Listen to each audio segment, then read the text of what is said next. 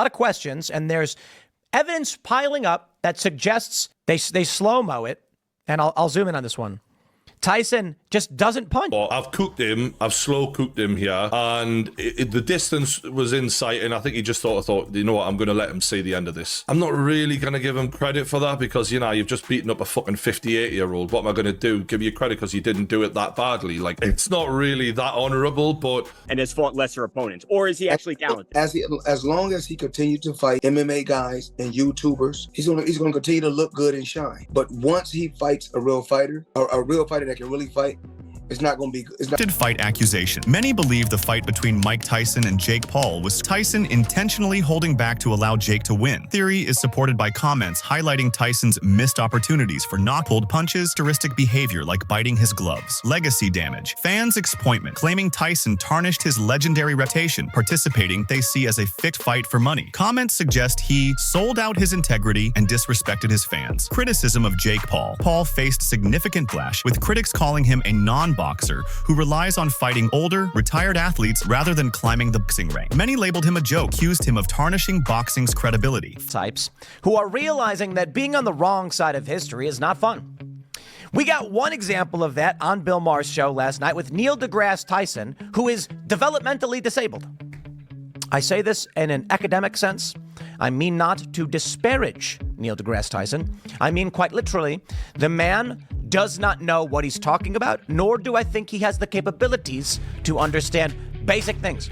Now, is the need to find ways to slice the athletic universe. It's called male and female. Such that we still have interesting fair matches. And is it a combination of did you go through puberty as a male and then transition? Holy Did you crap. have puberty blockers? This guy has never read a single introduction to human biology. Neil deGrasse Tyson is a fraud, and y'all know it. You don't need me to say it.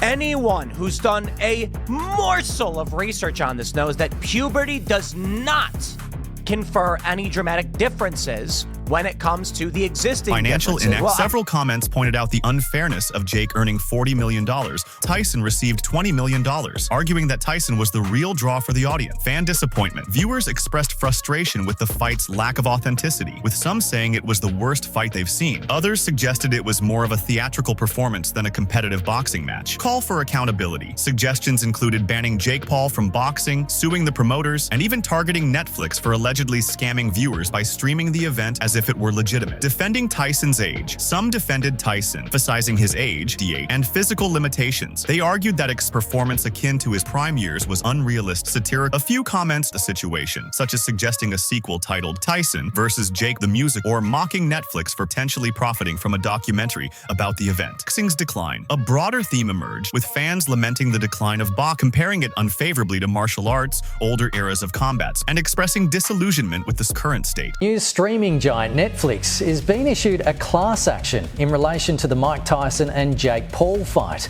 TMZ reports the lawsuit is over streaming issues and a breach of contract.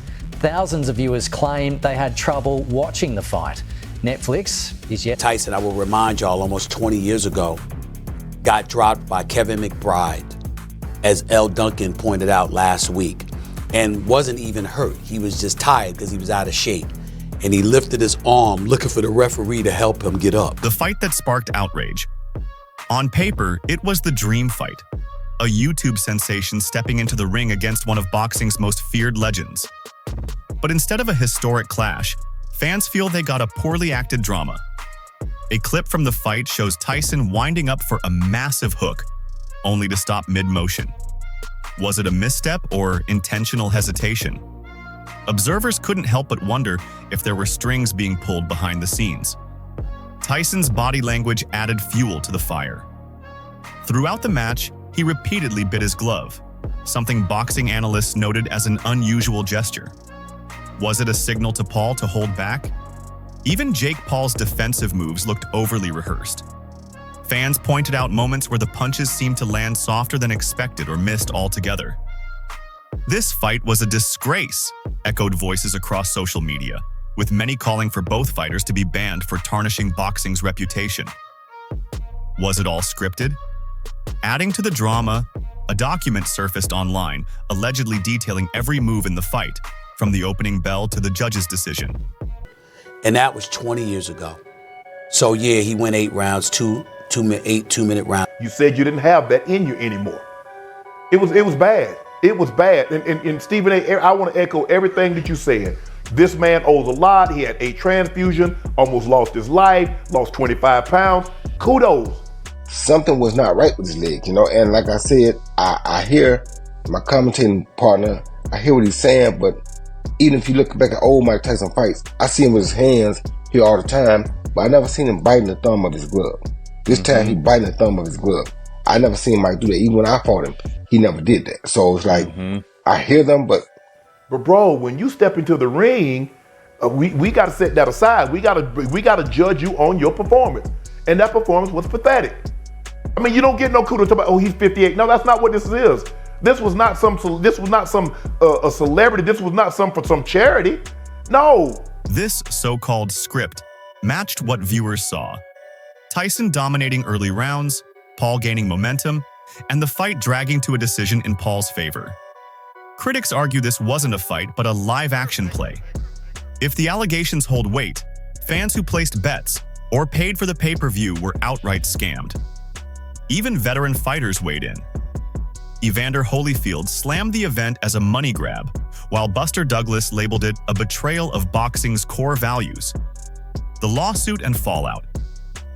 On top of the rigging accusations, streaming giant Netflix, which hosted the fight, is facing a class action lawsuit for service disruptions. Angry viewers reported constant buffering, missed rounds, and incomplete streams, leaving many to demand refunds. As fans process the chaos, one question looms large. Has spectacle overtaken sport in boxing? Critics argue that with fights like this, the line between genuine competition and entertainment is becoming dangerously blurred. What does this mean for boxing? Nah, something was going Something on with wrong. Mike. Something's wrong with what, Disney, yeah. Yeah. Either he was frustrated that he couldn't do what he wanted to do because of his legs or something. I don't know. We're going to do this. And Jake Paul, they asked Jake Paul, did he take his foot off the gas? Stephen A., this is what he said. Yeah, definitely a bit. I wanted to give the fans a show, but I didn't want to hurt someone that didn't need to be hurt. Yeah. Wow. Hopefully, he's made enough money, Stephen A., with this fight that he doesn't have to do this anymore. I don't know. It didn't look good. We saw Holyfield try to fight at 58, and he got knocked out. Man said, let it go. It's time to let it go. Time out, Mike. You had your... Moments like these risk alienating die-hard fans who expect authentic, hard-fought battles, not pre-rehearsed theater. If the sport loses credibility, its future hangs in the balance. Legendary fighters built their names through grit and determination, not scripted narratives. Jake Paul, ever the provocateur, didn't help matters post-fight. His claim that he held back to protect Tyson felt like a slap in the face to fans and purists alike. Tyson, on the other hand, looked visibly disheartened, sparking debates about whether he was forced to hold back or simply past his prime. The bigger picture. For many, this fight was a tipping point. Fans want transparency, not scripted spectacles. As memes flood the internet mocking the event, the sport's reputation is taking a serious hit. Could this be the beginning of the end for boxing as we know it, or will the backlash serve as a wake-up call? What's clear is that the fallout from this matchup will shape the narrative of the sport moving forward. Boxing Eyewitness will keep you updated as this story develops. So, stay tuned for the latest updates on what could be boxing's biggest scandal yet. Wait, so Jake, I got a question because I know it's on Netflix. So you're saying all I do is load up Netflix and it's just going to be able to be on the platform to stream, like live, just like that? Yeah, free. There's no pay-per-view price, so you just watch it like you're watching a show on Netflix. That's fucking insane, dude. Yeah, it's nuts, man. We're trying to break the record for the most watched U.S. sporting event. You're gonna. I'm gonna say, chat. How many guys have Netflix in here? I mean, like, if you have Netflix, you're fucking watching.